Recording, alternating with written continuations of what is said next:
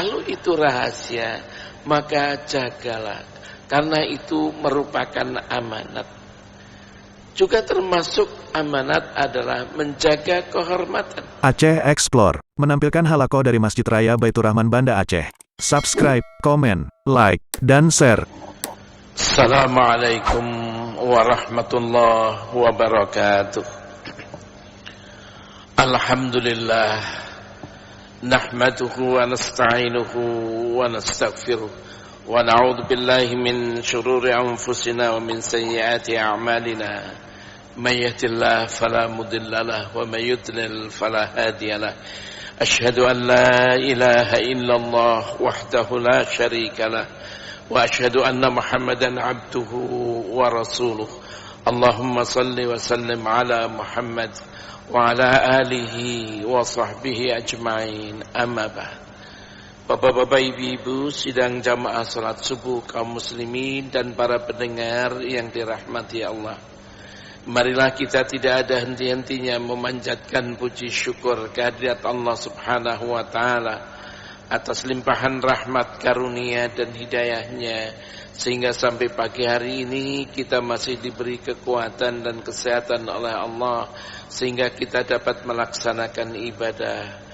Kita berdoa mudah-mudahan ibadah kita diterima oleh Allah Subhanahu wa taala dan dicatat merupakan amal yang saleh insyaallah. Mohon maaf pada pagi hari ini kita belum melanjutkan hadis-hadis yang menjelaskan tentang pendidikan anak. Pada pagi hari ini kami akan menyampaikan yaitu sifat amanah. Sebagai seorang muslim kita harus mempunyai sifat amanah di dalam diri kita. Amanah itu apa? Secara bahasa amanah itu artinya dapat dipercaya. Akar kata amanah sama dengan akar kata iman. Karena apa? Erat kaitannya amanat itu dengan iman. Ketika seseorang mempunyai keimanan yang kuat, maka insya Allah orang itu akan menjaga amanat dengan baik. Tetapi sebaliknya apabila orang itu tidak mempunyai keimanan yang kuat, maka dia tidak dapat menjaga amanat itu dengan baik. Karena itu dalam sebuah hadis Rasulullah SAW yang diriwayatkan oleh Imam Ahmad, la imana liman la amanatalah. Tidak ada iman bagi orang yang tidak mempunyai amanat. Wala dina liman la ahdalah. Dan tidak beragama dengan baik orang itu apabila tidak menepati janjinya. Hadis diriwayatkan oleh Imam Ahmad. Jadi semakin orang mempunyai keimanan yang baik, yang kokoh, yang tangguh, maka orang itu akan menjaga amanat dengan baik. Apa sebetulnya amanat itu? Amanat itu ada dua pengertian. Pertama adalah pengertian yang sempit, dan yang kedua adalah mempunyai pengertian yang luas. Adapun pengertian yang sempit adalah memelihara titipan dan mengembalikannya kepada pemiliknya dalam bentuk seutuhnya. Jadi memelihara, mengembalikan barang-barang titipan, dan barang titipan itu dikembalikan kepada pemiliknya secara utuh. Itulah namanya amanat dalam arti kata yang sempit. Rasulullah sallallahu alaihi wasallam dikenal beliau mempunyai sifat amin, yaitu dapat dipercaya. Mengapa Rasulullah sallallahu alaihi wasallam mempunyai sifat dapat dipercaya? Karena dulu tetangga-tetangganya kalau mereka itu mau pergi, mau safar, menitipkan barang-barangnya kepada Rasulullah sallallahu alaihi wasallam. Kalau mereka sudah pulang, barang-barang itu dikembalikannya secara utuh kepada pemilik-pemiliknya. Sampai ketika Rasulullah sallallahu alaihi wasallam mau hijrah ke Madinah, bilang kepada Ali, Ali kamu tidur di tempat tidurku dan jangan lupa barang-barang titipan itu dikembalikan kepada pemiliknya secara utuh. Begitulah arti amanat secara sempit. Namun kemudian arti amanat itu mempunyai pengertian yang luas. Apa pengertian yang luas amanat itu? Bukan hanya mengembalikan barang titipan, akan tetapi mempunyai pengertian menjaga rahasia. Baik itu rahasia negara, rahasia masyarakat, rahasia organisasi, bahkan rahasia pribadi dan keluarga. Kalau itu rahasia, maka jagalah, karena itu merupakan amanat. Juga termasuk amanat adalah menjaga kehormatan, baik kehormatan diri maupun kehormatan orang lain. Jaga amanat itu, kehormatan itu dengan baik. Termasuk amanat adalah menunaikan tugas-tugas dan kewajiban-kewajiban. Tugas yang kita emban atau tugas yang kita tugas-tugas yang dibebankan kepada kita, hendaknya kita memelihara dengan baik, menunaikannya dengan baik, tugas-tugas dan kewajiban.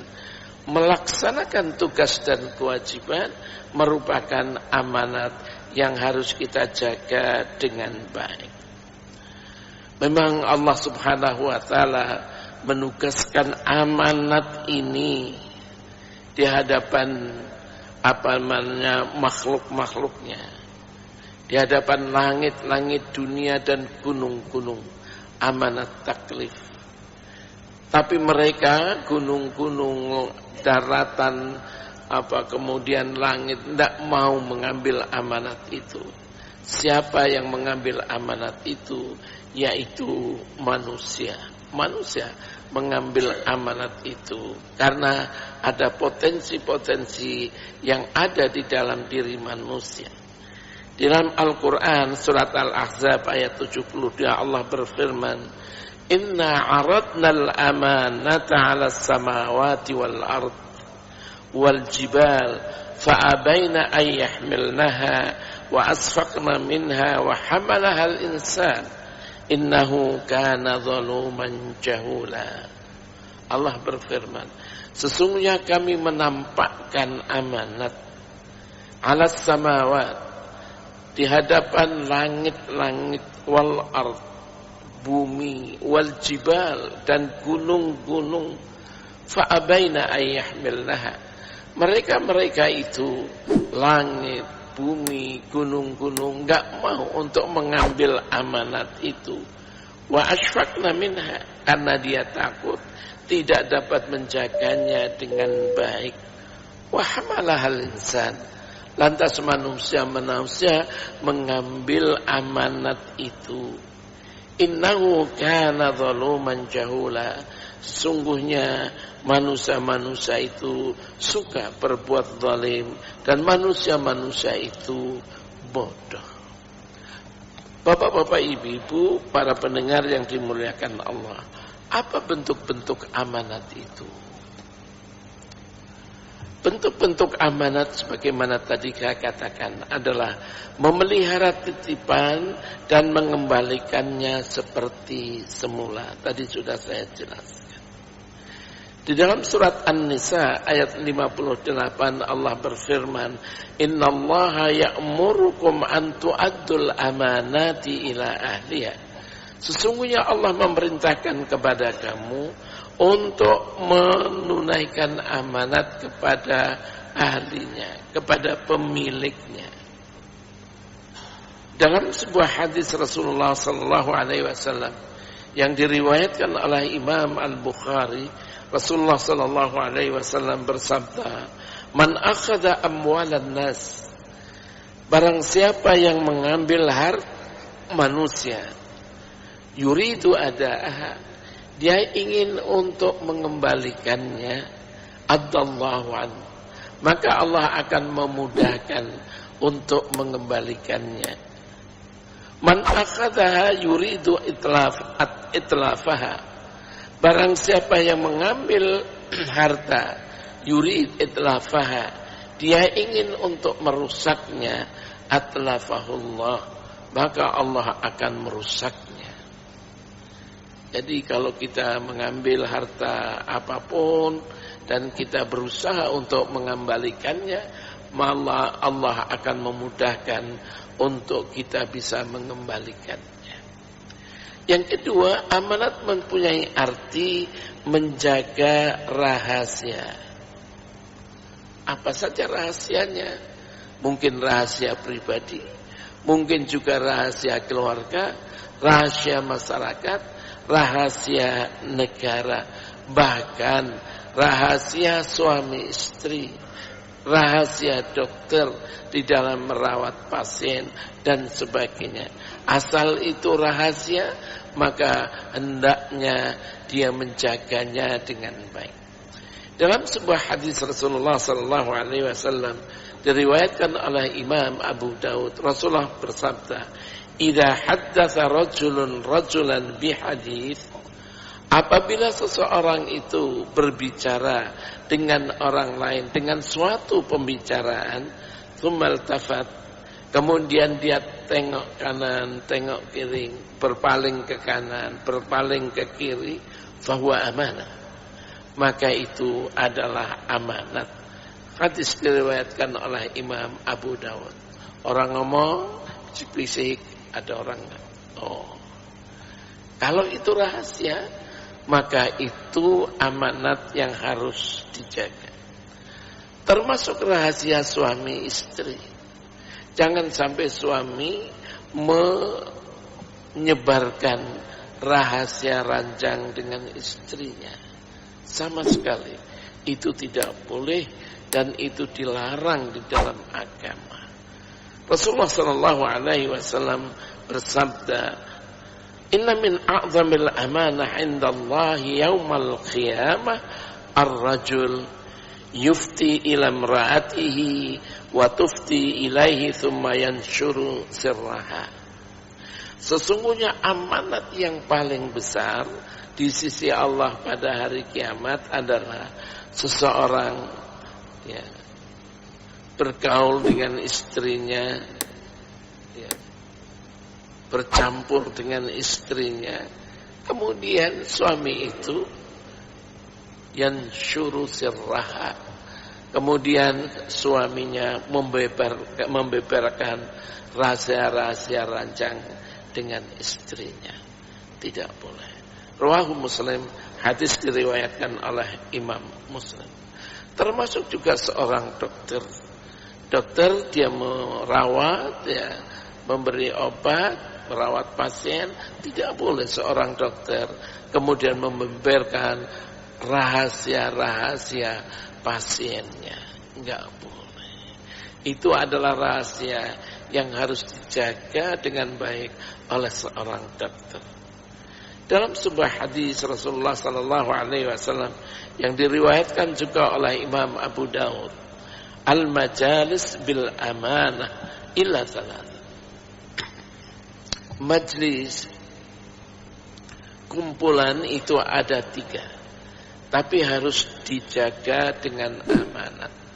Majlis itu harus dijaga dengan amanat, kecuali 3. Apa yang 3 itu? Majalisus safqi damin haram, yaitu majlis kelompok, kumpulan, di mana di dalam kumpulan itu ada pembunuhan, maka cepat-cepat harus diberitahukan kepada yang berhak untuk itu. Cepat-cepat, enggak boleh disembunyikan. Termasuk di antaranya adalah iqtita'i malin bighairi haq, atau majelis di mana majelis itu suka merampok mendolimi manusia, mengambil hak orang tanpa benar, tanpa alasan yang benar, kasih tahu kepada yang berhak untuk itu. Itulah bapak-bapak, ibu-ibu, ada kelompok-kelompok, komunitas-komunitas yang seperti itu. Suka membunuh dia, suka merampok dia, suka mencuri dia. Kewajiban kita untuk memberitahu kepada yang berhak, kasih tahu dia, bukan dirahasiakan. Termasuk di dalamnya adalah menjaga amanat, tidak menyalahgunakan jabatan. Jabatan itu adalah amanat yang diletakkan di atas pundak orang yang diberi jabatan. Amanat Allah, amanat rakyat, amanat orang banyak. Jaga dalam memegang jabatan itu. Termasuk maaf, misalnya adalah menerima hadiah. Hati-hati. Suatu hari, dalam hal ini Rasulullah sallallahu alaihi wasallam bersabda, "Man ista'malnahu ala amal, farazaqnahu rizqan, fama akhadha ba'da dzalika fahuwa khulud." Barang siapa yang kami nobatkan, kami pakai dia sebagai pejabat untuk melaksanakan suatu amal, tugas. Farazaqnahu, kata Rasulullah, lalu kami beri dia upah untuk melaksanakan amal itu. Fama akhadha ba'da dzalika fahuwa khulud.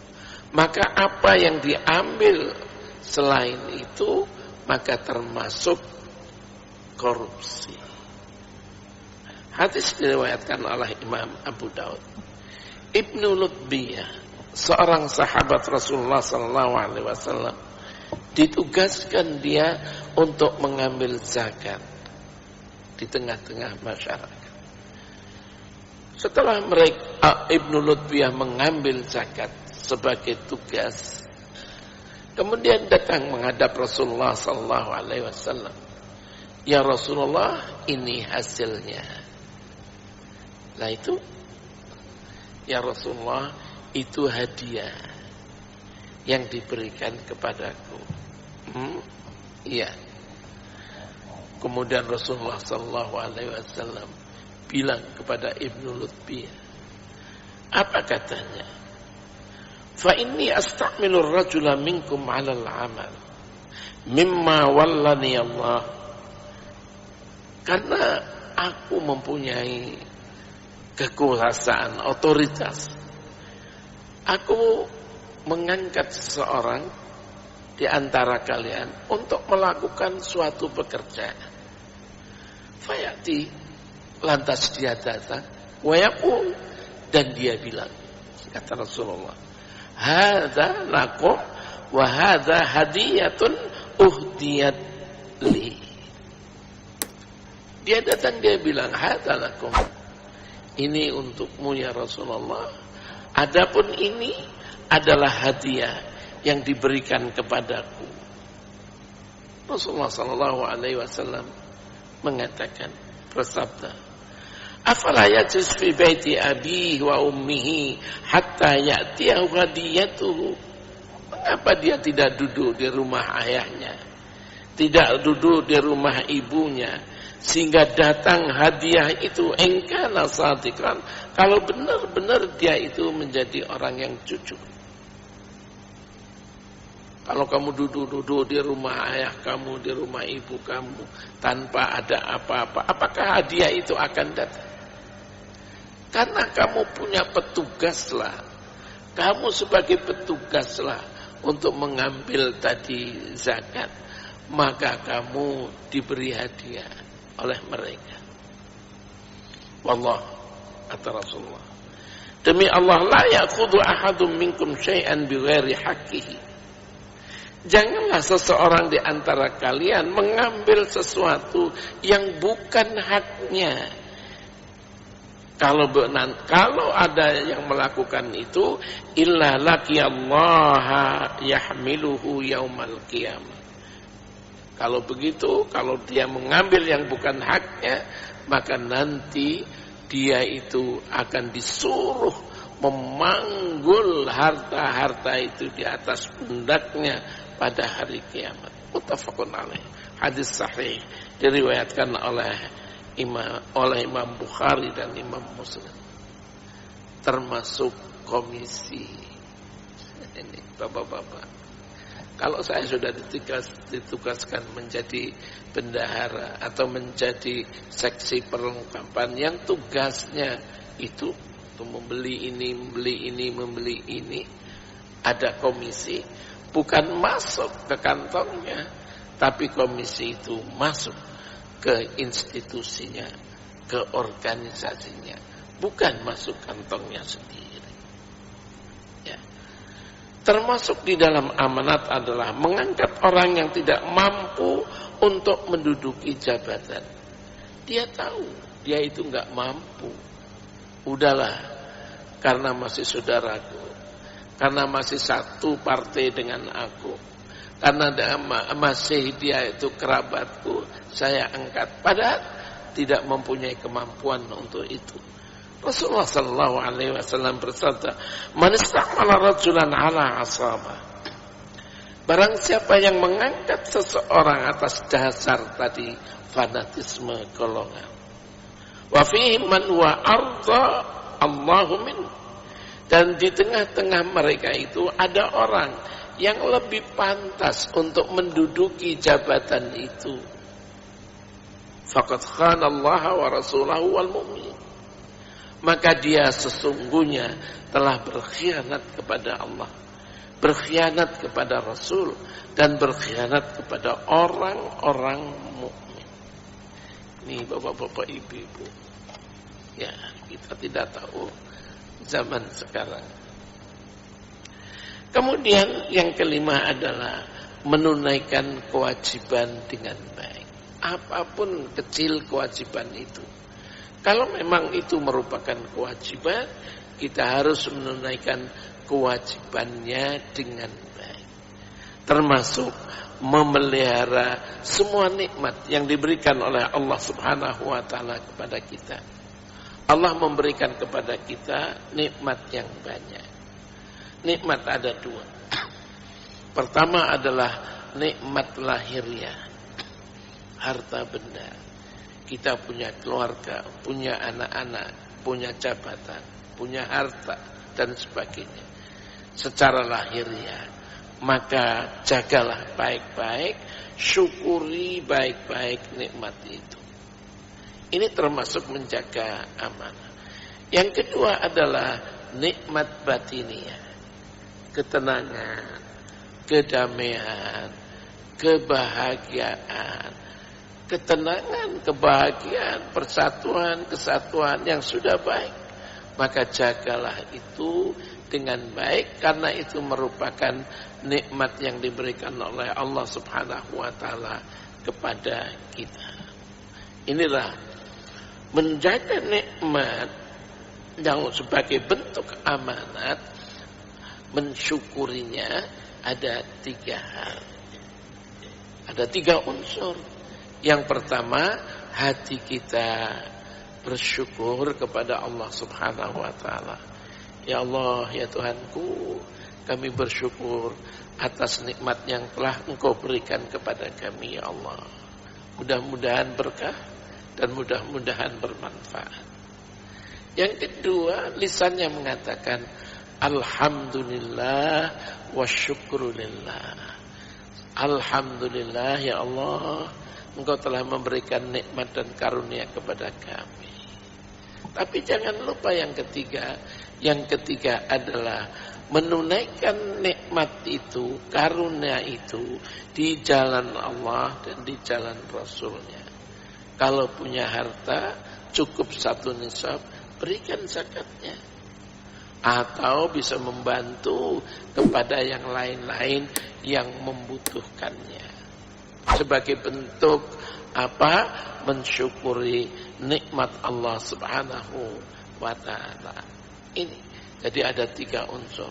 Hatinya berterima kasih, lisannya mau mengucapkan dan menggunakan nikmat itu di jalan Allah dan di jalan Rasulnya.